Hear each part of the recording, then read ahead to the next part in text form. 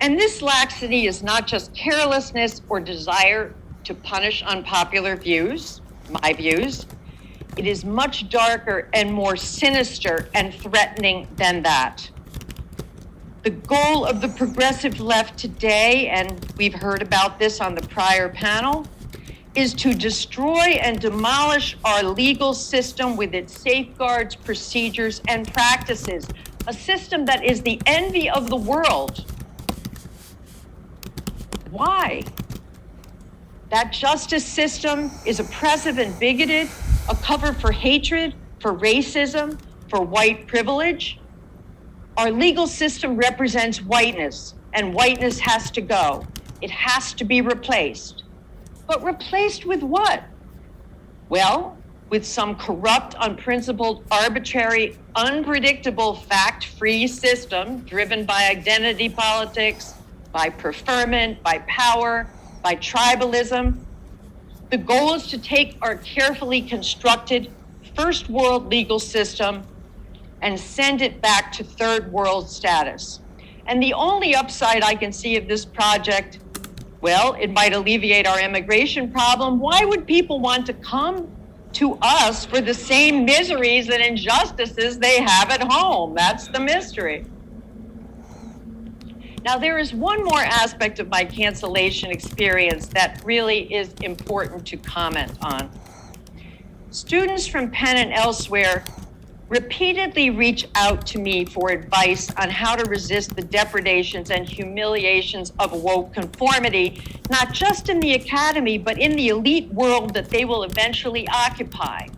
And of course, we have Woke Inc., we have the woke financial system, the nonprofit system, entertainment.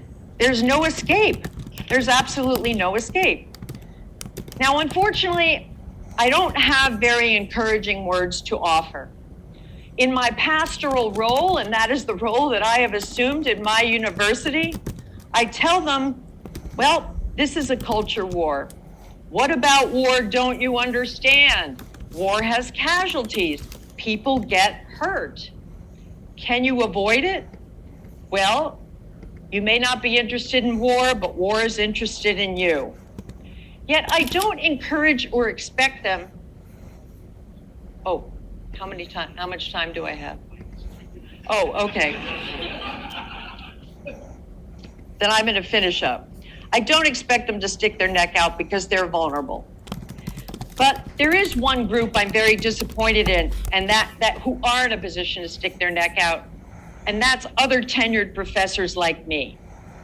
And here I am talking about the old, mostly white guys who regularly tell me in private how much they hate wokeness, how stupid it is, how destructive. But do they do anything about it? No. Do they speak up? No.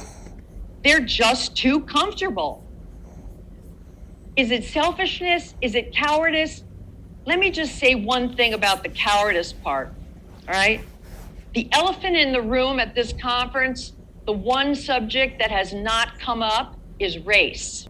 The centerpiece of wokeness is that all disparities, all group disparities are due to racism. Racism, racism, racism.